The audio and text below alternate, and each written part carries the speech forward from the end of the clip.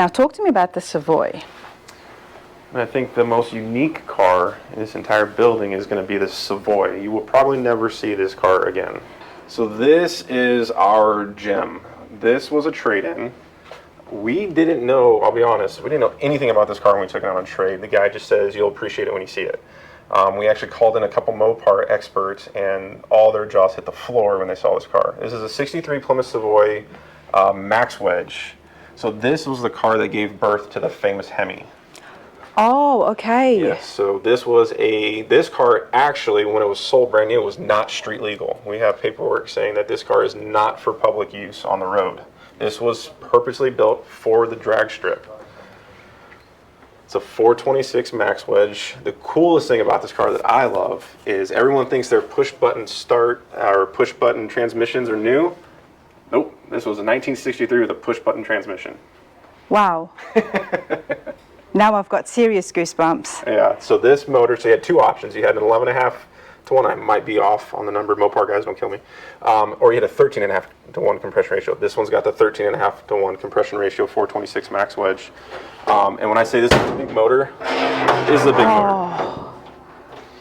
It is a beautiful, beautiful car, beautiful restoration. Factory dumps on the exhaust that you just unscrew, and it's just straight headers. It's a cool, cool car. We will probably never see one like this again. Do you know how many they made? We don't. We've been trying to find information, talking to our experts. They didn't even know that this car existed until we started pulling out all the documents, and they were just absolutely floored when they saw it. Truly a one-of-a-kind, probably, I know for a fact I'll never see one again. I've never seen one. I didn't know about it. So. Yeah, a lot of people think it's a Fury, a lot of people think it's a Belvedere, but it is a Plymouth Savoy. This is super cool, especially when it has history. You guys know how much I love things like that. I want to show here. If you guys do want to read it, feel free to pause the screen. The fact that this was not street legal at the time, I mean, that just gets me excited. Turnkey start, but push-button transmission. Push-button transmission. Yeah. So you got your gear selects right there on the left-hand side. You have your reverse, your neutral, drive, second, first. Wow. And then your parking brake was just a little lever, almost kind of like an airplane. That's your parking brake right there. Okay, to put it into park. Yes. I remember when Chevrolet came out with their push button, and then Dodge came out with it. Everyone was, you know, people loved it, people hated it, and they're like, that's just such a weird thing to start doing. And it's, well, no, it actually existed in 1963. Wow. So it was made for the drag strip. I'm guessing that this has got some history with racing as well. Yeah, from the documents we have, this car did spend some time at the drag strip and did exceptionally well. And car was restored. We got a book. I mean, when I say book, and we got, I mean, this is probably one of the most documented cars we've ever had come through this store. It's impressive how much, there's actually, if you go to our website, there's actually a video where a Mopar expert came in and did a whole video on this exact car, and he couldn't help himself. He's like, I have to do something with this car. It's so cool. We've had a lot of phone calls. People don't understand what it is. It's priced at $100,000. $100,000 only, okay. Yep. It's just, you can't replace it. You really can't. Wow. It's literally a museum piece of history. Like I said, this is the car that gave, or the motor that gave birth to the famous Hemi. And the thing about these classic cars is they've been around for 50, 60, some of them 70 years, and they're going to have stories. Just like our grandparents at that age, they're going to have stories, and these cars all have stories. And some of them are fun, some of them are boring, some of them are sad. Yep. But most of these cars will have a story, and it's always fun to get the story behind the car and talk to the people that have touched the car and know what this car's been through, the states it's seen, the roads it's seen. It's part of the business that makes it a lot of fun. That's the whole reason that we are here and Rana's Radar is doing so well, is because of the fact that I got into it to find out the stories behind it, and I just fell in love with it, and I didn't stop, and don't think I'll stop at all. All right, let's have a look here now. What year is this? So this is a 59 Bel Air. 59. Immediately people will assume it's an Impala just because you don't really see the too fins? many. Yeah, well, you don't see too many 59 Bel Airs. But this is a true 59 Bel Air, and this is a complete Restomod. This has got a upgraded interior, Wilwood disc brakes, upgraded suspension. This has a freshly built 454 that made over 500 horsepower. Nice. Side pipes. This car underneath is exactly how it looks on top. It is so shiny you need sunglasses. But this is a great running car, beautiful car. Just a very misunderstood, and 59, to be honest with you, wasn't the most desirable year. I personally think they're cool looking cars, especially this one being a little bit of a Restomod. You got a modern flare, big wide tires in the back. It definitely, when you see it on the road, demands some attention. Absolutely. I had to think as well to see exactly what it was, and I was going to say Impala, but then I was like, no. It's not exactly a bubble top, but the roof is different. Right, so the 60 and the 61 kind of got coined the bubble top, as people will hear. But they always kind of kept the bubble-esque top throughout the run. And as we can see, okay.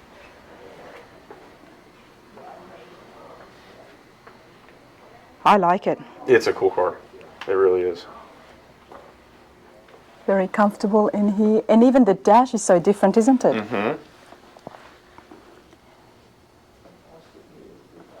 But the dash is exactly what the 59 would have been? Yeah, the dash is correct. It's just the gauges have been replaced, modernized a little bit, but still try to look kind of old school. Okay. The Dakota Digital and Autometer do a really good job at making a vintage-looking, modern gauge for these old cars. Nice. And the price for the Bel Air is? This one we are asking $89,900 for it. $89,900.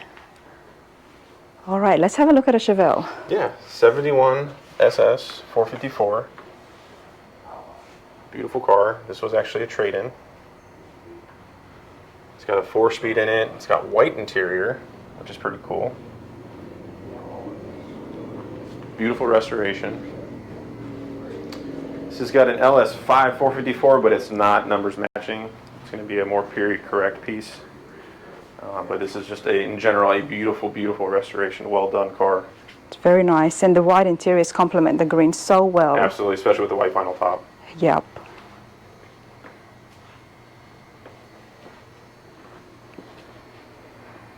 And you come get your haircut too.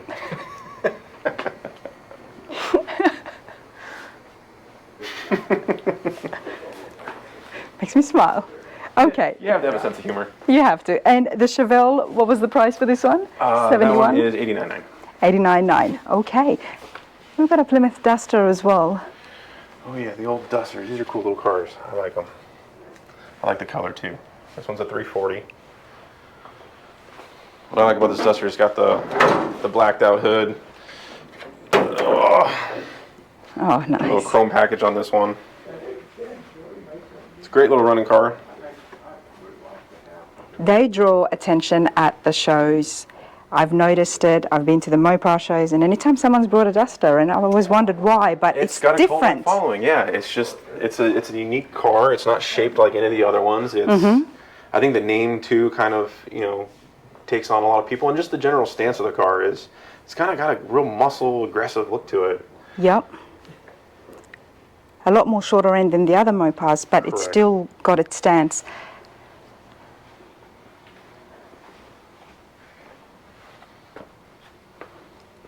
All right.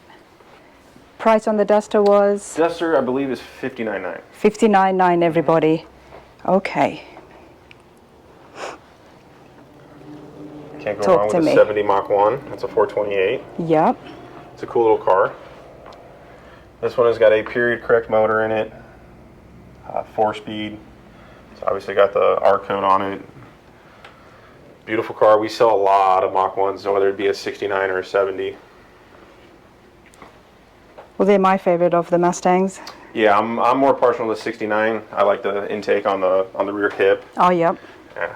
I'm a Chevy guy at heart, but I can't There you go. be biased. You gotta love them all. Every It's so car has interesting. its own. You are amongst so many beautiful cars, from all different makes, yet still you have to say that you're a Chevy guy at heart. I do. It's just one of those things in the classic car market. You can love all classic cars, but they're going to tell you, I'm a Mopar guy. Yeah, but I'm usually a that's Ford because guy. they're around that, and that's what they grew up Yeah, well, I grew around. up around Chevys, but when I Okay. came here, you have to appreciate these cars. Every one of these cars, in my eyes, is beautiful. Every single car, I can pick out something that I love about that particular car.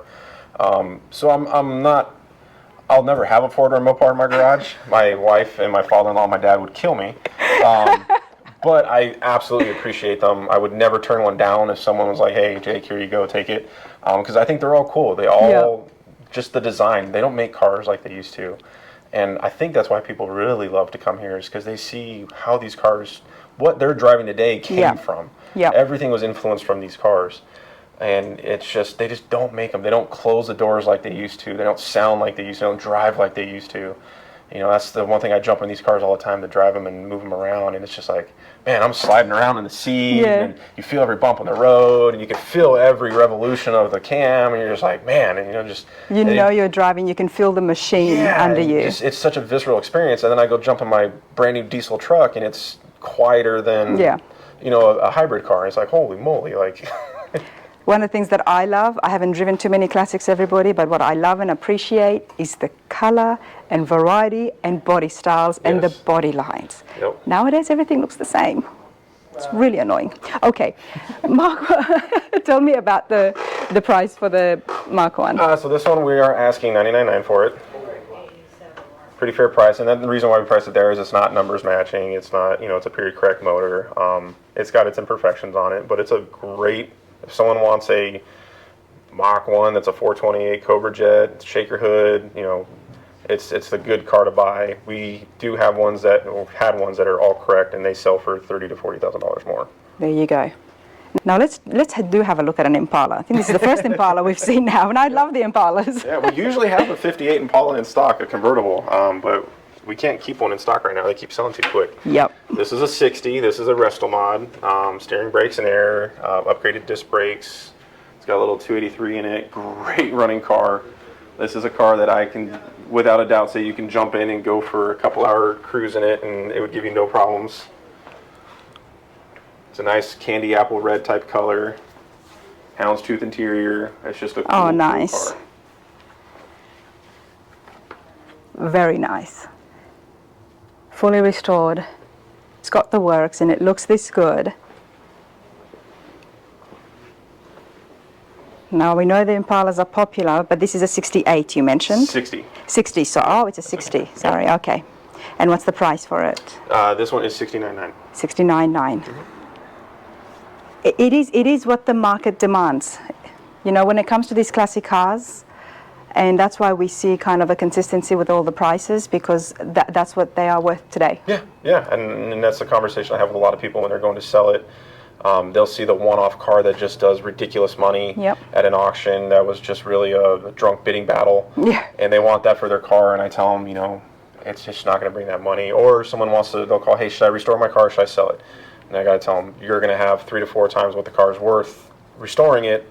So I always tell people, buy it complete. I'm restoring a Chevelle right now, from off rotisserie restoration in my garage. Nice. Doing all the work myself, and I am so deep into this car, if I ever needed to sell it, I would probably get murdered by my wife. Don't sell it. Yeah, exactly. So it'll be one of those generational things passed down. It's probably the final, father-son project I'll be doing with my dad. Nice. So there's a lot of sentimental value behind it that you can't put a monetary value on. Exactly. But if you're looking at to build it, to sell it, no. Yeah, no, you don't want to do it. Unless you have just ungodly amounts of money and no one to leave it to and nothing to do with it. Yeah. But I always tell people, just buy them complete. It's cheaper to fix the little things to make it your own than to completely build one yourself and do it yourself. I know that. I can relate. I can relate. Okay, another Chevy too. Yep. So this one is a 66 as well. And this is a full-blown Restomod. This has got an LS6 out of a Cadillac CTSV in it. Tubular suspension, disc brakes, modern wheels and tires. What I like about this car is the interior is very original-esque. Oh, it's nice. Got adjustable coilovers on it. I mean, it's just a very, very cool, great driving car. Tremec 5-speed in it, so it's not even just a 4-speed, it's a Tremec 5-speed. And I can tell you, I have ran this car through the gears, and this thing can drive, and it likes to stay straight. It's a fun little car. You've got to love that they still kept the ashtrays in the back. Yes. 2 points from me. Right. Terrible. Okay, wow. And what was the price here you said? This one is $119. $119. Now I do want to have a look at the convertible Bel Air. So you would go to one of the most iconic cars. Well, this is my favorite. Okay. And it has to be red, has to be convertible. I've mentioned a few times that I like the 57 Bel Airs. Here it is right here, everybody. And what makes this one special is this is a real fuel injection unit. A real fuel injection. So does that mean that it came like that from the factory? Yep. This is a factory fuel injected 1957. Another technology that people don't realize existed all the way back then. So if, imagine your followers and viewers will understand, if anyone knows anything about the 50s fuel injections, is they were extremely temperamental. And a lot of people ended up changing out the fuel injection unit for dual quad carburetors because it was just easier to work. The 58 most notorious Corvette fuel injection was the one that almost every single one people took off because it's just, they were finicky. So where is the fuel injection? It's this whole unit. The whole unit is the fuel injection unit. This thing here, it's sitting on top of the block? Yep. Okay. It's different, isn't it? It is. So to equate it to a modern car today, this would be like this is your intake manifold, this would be like this is your throttle body, and then this is the whole fuel unit right here. I've never seen it, so I appreciate that. That's pretty cool. Very different. Yeah, and this one runs and drives. We've actually got a tech in the back that does very, very well with the old fuel injection units and rebuilds them, and so we can confidently say when we get a fuel injection unit, we're not afraid of it. We will absolutely get it running. Nice. We call this our land yacht parking. As you can notice, all the rest of the cars on this road are pretty long. Yep. The longest one, I think, being 18.1 feet. 18.1 feet. Okay. I'll let you guess what manufacturer that is. We'll have to have a look. I mean, I think I know, but first of all, what's the price here? This one is $139. $139. Okay. Okay. Yep. I expected that. I expected maybe 140 even, so 139. Would someone be able to swap that out for a modern day fuel injection? I don't know. It's a good question. I've never had someone ask that. Most of the time, if someone does take off the old fuel injection unit, they'll just put on carburetors. Okay. Any one of these cars, I'm sure you could put a modern fuel injection unit on it, but there's going to be some blending of old school technology with new school technology. There's actually a 64 Corvette I'll show you where they did the reverse. They took a LS2 modern engine and made it look like a fuel injection unit from the 50s. So the whole intake manifold, everything looks like a fuel-injected motor from the 50s. It's pretty cool. And that's very popular these days, where we're taking the modern-day blocks and making it look like, you know, an original old-school 350. Had a few LS2s come through here with a 409 dress-up kit. Okay. So it looks exactly like a 409, but it's an LS2. So it's getting more popular. Funny how times change. You know, everyone for a while wanted to make the old-school cars look new, and now we're wanting to make the new-school cars look old. So it's funny. It's like reverse Restomod, I call it. It's the trends. Yeah. Let's have a look at the T-Bird before we move on. For the big birds, this is probably the most iconic body style. You have the small birds in the, you know, the 55, 56, 57. For the big birds, the 64 body style was very popular, especially with the speedster top. I believe this car started to gain traction again when the movie Flubber came out, because he had a Thunderbird in that movie that he flew around. Okay. With an old Robin Williams movie. I like that. We saw that recently on the Mercury, on the 56 Mercury. The speedster top. Yeah. Little top. Eliminates your back seat, but it looks cool. Yep, that's true. Except Al, whom we met at the Rod Run, he still had his back seat, but he just made a custom. Okay. This is neat as well. Now, this looks pretty original. Yes, this is a all original car. Never been restored. It's been restored. It's an older restoration, and you can kind of see when you get up close on it. But it's a great running, driving car. The paint's still in very good nick. Chrome's still in great shape. Yep. Okay, and what's the price here? This one, I believe, is priced at $69,900. $69,900. Again, do check out the website. I'll give Jake a call here at Ideal Classic Cars, everybody, to get more facts, more information, and more pictures. Now, where is the 18-foot long? Right next to your beautiful 57. See, the 57 just takes the show. And of course, it had to be a Cadillac. Of course. So I thought you were going to guess. Okay. This is a 62. 62. All the Cadillacs we've been seeing on the channel have been in the early 70s, everybody. And this is all the way it was when it came from the factory. It's been restored back. Yeah, this is a factory restoration. This is a Cadillac Eldorado Biarritz. They only made just under 1,500 of these. These are cool cars. I like driving them. This is definitely the epitome of nothing drives like a Cadillac. The Eldorado Biarritz was the most popular one, especially the 57. Mm-hmm. And one of them, the 57 is one of the most expensive. 57, 58, 59. Yep. Those demand a lot of money. And those ones we have was the top seen. of the line. The Biarritz was the top of the line. And it's very hard to find parts for these. Yes. Very hard indeed. But the fact that this has been restored back to all original.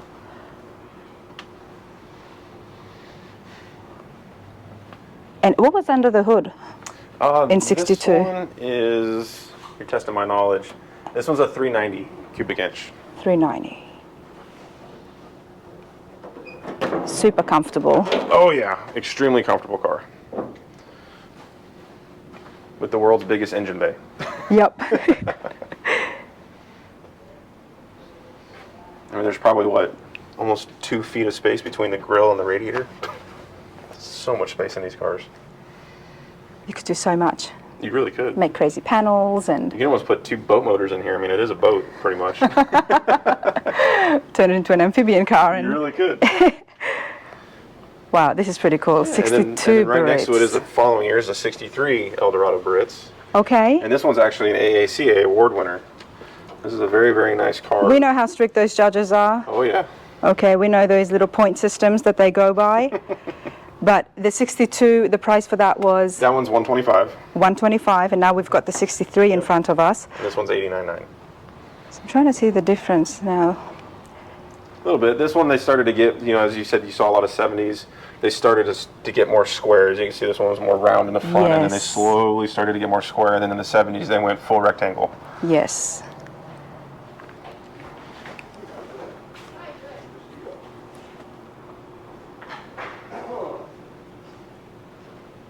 Wow, this is nice.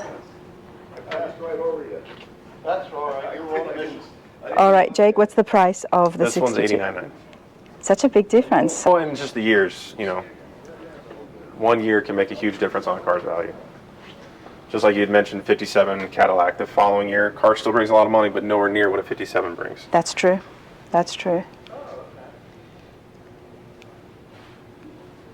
It's a lot slimmer as well, isn't it? Yeah, the general profile of this car is thicker. This car is a lot more streamlined and thinner. Both are equally ridiculously long, though. I hadn't seen a 62 before. Okay. I like it. Yeah, no, I love this car. Thankfully, I have a big enough garage to fit it, but that's actually a big issue. Is a lot of these homes here in Florida they don't build the garages big enough to house these cars.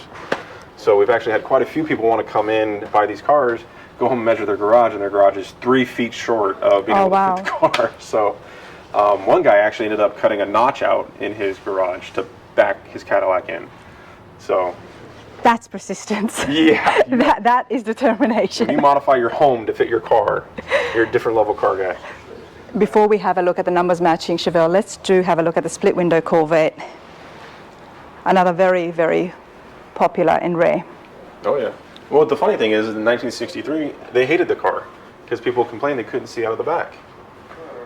So it's kind of Really? funny how a car that was so hated in 1963 because of visibility becomes one of the most desirable cars 40, 50 years later. Especially when it comes to the Corvette, the 63, and this is one of the original colors as well.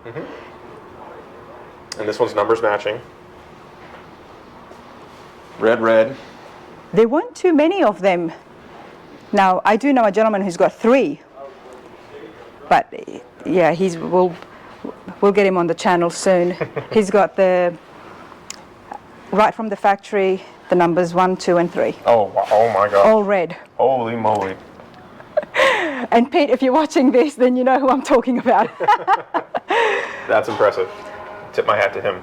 Oh yeah, and he loves it. So, and yeah, it's just beautifully placed around his house. So we'll definitely have to check it out whenever I get down Absolutely. to Mississippi. But talk to me about this. When did you guys get it? So we got this car a few months ago. We had to do a few repairs to it, nothing crazy. Car car had been sitting for a little bit. So typical things when a car sits: wheel cylinders, brakes. You got to flush all the fluids. So just little maintenance stuff like that. But this is a 340 horse, all numbers matching, red. Beautiful car, beautiful restoration.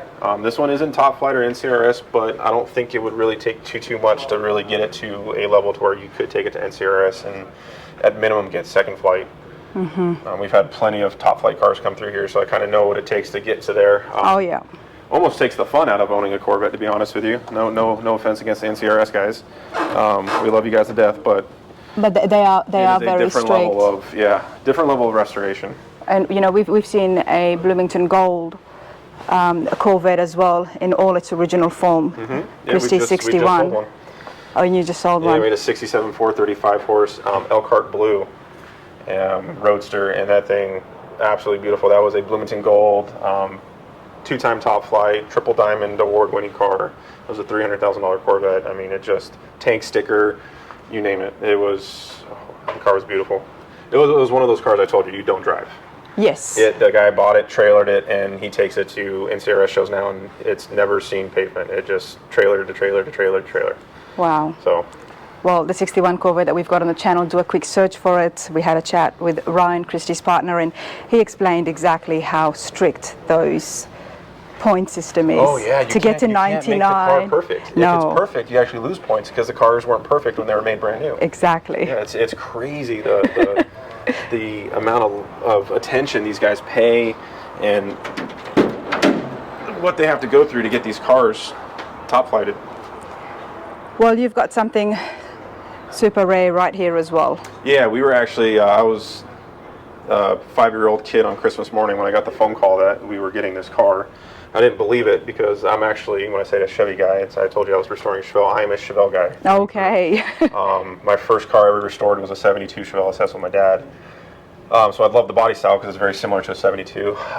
And this is the holy grail of Chevelles. So we can see that. I think we can see it on Jake's face. Yeah, when I heard we were getting it in, I was just like, you gotta be kidding me. He goes, and it's Jerry Meeting certified, it's all numbers matching. I was like, oh my God, I called my dad right away. Dad, you gotta come see this car. We're getting an LS6 Chevelle, it's all numbers. He's, no way. And he comes in, you know, he's like, holy moly. And as soon as I got off the truck, I took it for a drive around the parking lot. Of course you did.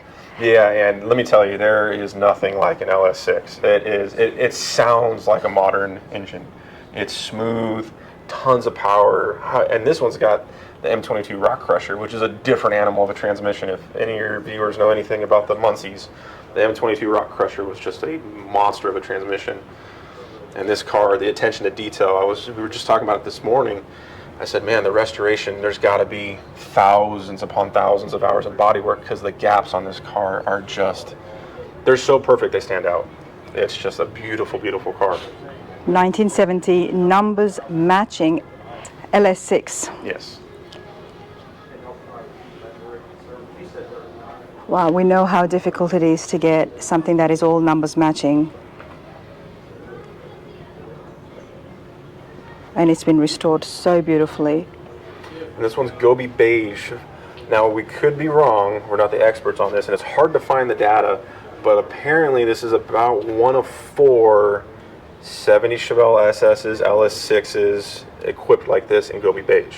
Okay. So they didn't really break it down. What we found is for 1970 LS6s, they incorporated the El Caminos and stuff like that into the builds. So it's hard to really narrow it down, but from what we can find on the forums and folks that watch these kind of channels, it appears to be one of 4 set up like this, which is even more cool. I didn't know anything about the transmission you mentioned. Yeah, the Muncie M22 Rock Crusher is. A lot of people, when you say a car's got a Muncie, immediately ask, is it a Rock Crusher? Because that was just the Mac Daddy of transmissions back then. A lot of cars came with the M21, which is a very good transmission. It's almost standard in any GM product you'll find, a Muncie M21. So, when you got an M22, that's what this car came with. They came with the M22, and then you had an automatic transmission option. But what happens is a lot of these people, the M22 would either break and they couldn't replace it, so they put an M21 in it because it was cheaper, easier to find. So the fact that this one's actually got a numbers matching M22 is, I was elated. As you can tell, I can't talk enough about this car. There it is, 661 Case M22 Rock Crusher. Full nut and bolt rotisserie frame-off restoration, a concourse restoration, of course, being a numbers matching. Well documented, includes the build sheet as well. Now, we know Chevelles are popular and it's going to be hard to find one on a budget, especially something like this now. Okay, do I even dare ask the price? This one is $250. $250. Yeah. $250. There you go, everybody. And like I said, this is a car that will probably go straight on a trailer into someone's car collection, and it'll be a ooh la la museum piece. This I would encourage to be kept as a trailer queen, and yes, absolutely, to be kept in a collection. As much as I like everybody to be driving this so people can see and fall more in love with the classic cars, but when you've got something like this that tells us about history, it needs to be preserved. Correct. Yeah. And let's just be honest, most of my clientele, most of the people that watch your channel, we're not Jay Leno. Jay Leno's got the money to where he can fix, replace, find someone to do it. Yeah. And I love him for it. I love that he drives his cars. I would drive every single car if I had his money because I can replace it. Yeah. But like Jerry Seinfeld, I don't have $1 million to repair my McLaren F1 if I wreck it. I would just cry for the rest of my life. So I would absolutely make this a museum piece of my personal collection. Yes. But if I was able to have the funds to replace it if something happened, Yeah. oh, you. But it would be so hard to replace it as well. Oh yeah, still would be. You know, Yeah. you're not going to be able to have the original parts. You're not going to be able to find a lot of these things. You're going to pray to God you can fix the parts that were on it and get them refurbished, or find someone that's old school and can rebuild them. But yeah, it's just at some point it's like an old painting. You know, you can replicate it as much as you want, but there's nothing like the original. Absolutely. Well, I hope you all enjoyed that. Of course, there is so much more here that we could show you, but you're going to have to get on the website. Better yet, give these guys a call and ask about what you've been looking for. Better yet, come. It's Florida. Yeah, I mean, stop by. It's a vacation town, right? Yeah, this is leisure town, vacation town. We got the top beach in the U.S., Siesta Key, 30 minutes away. We have shark tooth capital of the world here, Casperson Beach. So if you want to go shark tooth hunting, we get megalodon teeth weekly. Or you can come stop by and see Ideal Classic Cars and look at... Not that you need any other reason to, but this is, I mean, I would highly encourage everybody out there because there is some really unique cars here and there's a whole variety of everything. Mm-hmm. And I think I appreciate that the most. Yeah, and you know, right now we're pretty heavy on classics. We've had exotics come through here. We've had Ford GTs come through here. We've had some unique movie cars come through here. You just missed the Tumbler by a couple weeks. Okay. It's one of 4 in existence. Yep. The only one made out of metal. It's 20 feet long, 13 feet wide. I mean, it's a tank. It's, you know, so we get some really cool stuff, and just the people that come and visit us, the things they bring in, the memorabilia we've had dropped off from people, the pictures, the little trinkets. You know, a lot of this stuff has been donated to by people that, you know, a family member passed away and they have no desire to keep it anymore, and they donate it because they know people will appreciate seeing the old these amongst it. And, absolutely. Yeah, seeing all kinds of cool things. Ideal Classic Cars, everybody. I've had a fabulous time. I hope you have enjoyed it. Give it a thumbs up if you have, and keep me on the road. Jake, this place is very cool. I appreciate that. Thank you. Thank you so much. I appreciate you coming. Thank you. Absolutely.